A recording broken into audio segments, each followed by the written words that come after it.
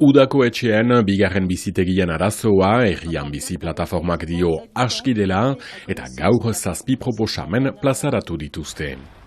Gida baimena 17 urtetan eskuraliteke orain Frantziako gobernuak landa eremuko gazten autonomia sustatu nahi du, alde on eta txarrak aztertuko ditugu autoeskola batean.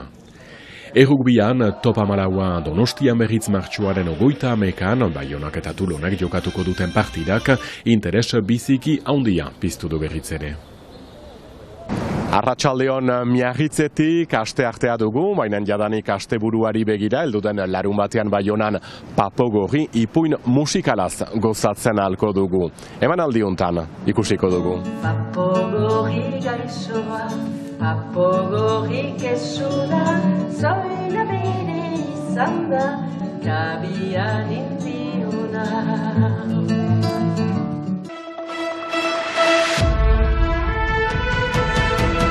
Egungo egoerari begira. Udako etxean arazoaren aintzinean, herrian bizi plataformak 7 proposamen plazaratu ditu astearte hontan, horien artean errika kotak ezartzea, bigarren bizitegien fiskalitatea egokitzea, edo udako etxe horiek kontuan hartzean bizitegi sozialen kopurua finkatzen delarik, ez errulegearen bidez eman dezagun. Herrian bizi plataformaren agerraldian Donibane Loizunen izan da. Nahiko emblematikoa da, azken urteetan politika publiko eskaz batzu izan dira, eta egin direlari gauza batzu hemen bezala sozial etxebizitzak sortzeko, presio nahiko merkean eraikitzeko eta saltzeko erritarrei, oartzen gira, 50 urteren buruan, lehio guziak etxeak direla, eta pixkanaka etxebizitza sozial horiek bilakatu dira bigarren etxebizitzak. Hori dugu gelditu nahi, eta gaur egun sortzen diren etxebizitza sozial horiek ez balima ditugu babesten, erritar gisa eta hautetxien sustengoarekin, oraindik txarrago izanen da egoera ondoko hamarkadetan. Hautetxi, notario, higiezin agentzia eta promotoreai deia aski dela, orain baino neurri zorrotzagoak hartu behar direla, herritarrek ere laguntza eman dezakete herrian bizi plataformaren webgunearen bidez, bertan xehetasun guziak.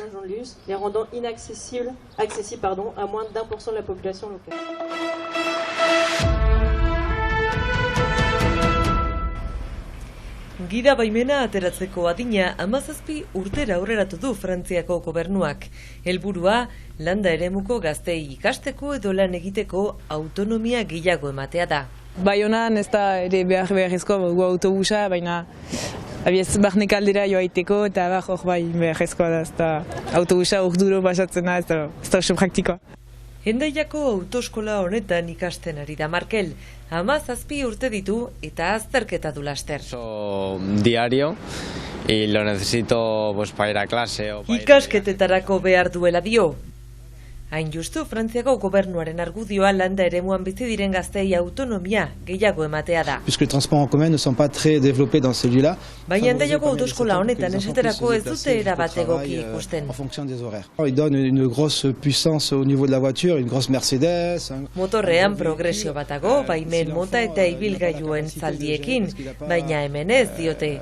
Eta gurasoek potentzia handiko ibilgailu bat ematen badiete, txikitxo baten ordez, ez da bideojoku bat diote.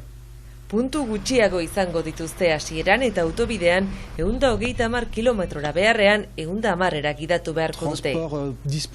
Irakasle honek egokiago ikusten du lagundutako gidaritza formula.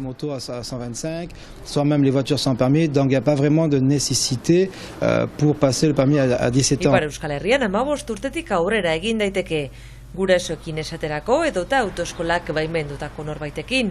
Gidatzen dugu lagunduta, beraz, izan 17 urtetan edo 18 urtetan, batean gauski oso berdina da. Ils auraient pu tout simplement rester en scooter ou même avec des voitures sans permis aujourd'hui. Esperientzia modu progresiboan hartzen da dio, eta bestalde, beste arazo baten ohartarazpena ere egiten dute autoeskoletako irakasleek. D'autant plus que les assurances, au jour d'aujourd'hui, n'assurent pas l'élève directement. 17 urtera aurreratu dute bai, baina aseguruetxek ez dute adingaberik aseguratu nahi legalki izan ditzaketen arazoengatik. En cas après s'il y a des blessés, s'il y a des responsabilités derrière, ça sera forcément les parents puisque l'enfant est mineur. Gurasoen izenean jarri eta bigarren gidari gisa jarri barrute gaztea momentuz.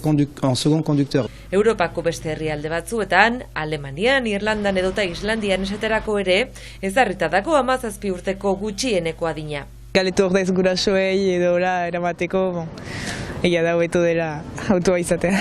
Momentuz, Frantziako 800.000 gazte ingururi eragiten dio neurri berriak.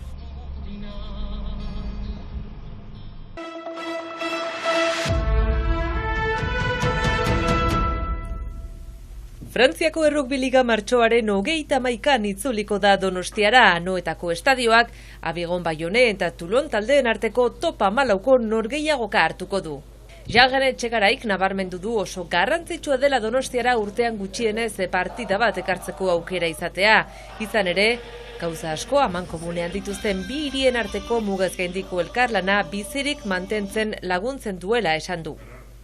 Eneko Goiak, Donostiako alkateak, gogorarazi du Lapurtarrek iaz Anoetan jokatu zuten partidan estadioan egonden ikusle kopuru errekorra, ezarri zuela 38.646 ikusle. Abironek badue da Donostian Anoetan errekor bat, azpimarragarriena, eta da inoiz egondan ikusle kopururik handiena biltzea lortu zuen da bere azken partidan. Errekor hori oraindik ez du errealak gainditu. Iparraldetik oraingoan ere 35.000 zale inguru etortzea aurre ikusten da. Abigon Baioneko presidenteak aditzera mandu dagoeneko 26.000 sarrera saldu dituztela eta beste 12.000 daudela oraindik salgai.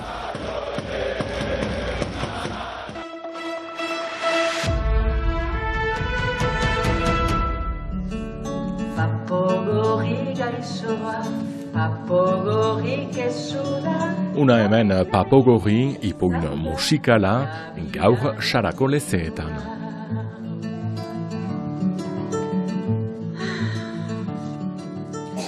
Egia erraiteko Papogorri pixkat eskapatu zen.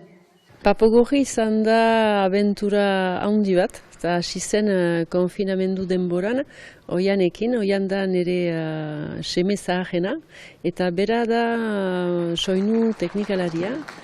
Beraz, nire gana etorri zen, egiten alginuen elgarrekin sorkuntza bat, aurrentzat zuzendua, eta soinu esperientzia bat bereziki. Zenta musikoterapia egiten dut, berak soinuan da eta betidanik soinuan izan gira. Eta beraz soinu esperientzia hori ipuin baten bitartez, oianeko giro batean, eta asmatu dugu, zenta nire baratzean etortzen zen beti papogorri bat, txantxangorri bat, eta beraz hola hasi da, papogorri baten historioa, eta pixkanaka elgar asmatu dugu ipuin bat. Hor ziste? Egonon? Hor ziste? Bazertu. Baionako antzokian langile nintzelarik, ikusgarri hainitz ikusi ditut pasatzen, bai helduendako, bai aurrendako, eta beti loriatua egon nintzen aurrei eskainitakoa zenarengan. Eta beti nire buruan pentsatunen, berantago egin beharko dut, edo dugu zerbait gogo hori nuen, hemengo aurrentzat, euskaldunentzat, eta euskaraz beraz. Eta egan nahi dut horrekin teknika sakonduz ahalak emanez zinez, eta beraz bide horretan eman dugu zango bat, eta espero segituko dugula. Naia kantari gisa ezaguna, baina hemen Papogorri ikusgarrian antzerkiari ere lotu da nolabait artistaren alde berria ezagutzeko paradan baitan. Hori lan handi bat izan da, betidanik txisteak ondatu ditugu eta entzun ere gure inguruan ugutzekin eta nire osabaguziekin ez ditut guzti. Baina nale ere taularen gainean egiteko eta zerbait aurkezteko profesionala jango nuke behar zen zinez landu. Eta Mariz Urrutiri esker nahi oso lan hori egin dugu egonaldiak egin ditugu, eta egia jaiteko, behar zen urrats bat egin gauzak barnetik ateratzeko, eta taulan ere ibiltzeko, txontxongiloaren erabilpena ere menperatzeko, baziren gauza hainitz egiteko, eta azken lanarekin lortzen da, baina biziki interesgarria izan da, eta nik maite ditu desafioak, orduan oianekin egin dugu bai soinu lan handi bat, eta antzerki lana ere bai, bitartean. Papogorri gaixoa zueri, papogorri gaixoa. Papogorri berrogoi bat emanaldi jadanik egualderatu joateko xedea ere ondoko emanaldiak larun bat goizuntan bai honan Poloko gelan. Bihar arte. Basoko bidea hartzen zuen. Gosari goxo baten ondotik, ondoko errikara joaiten zen, garbiketa txiki baten egiteko. Pentsera, loreak usaintzeko.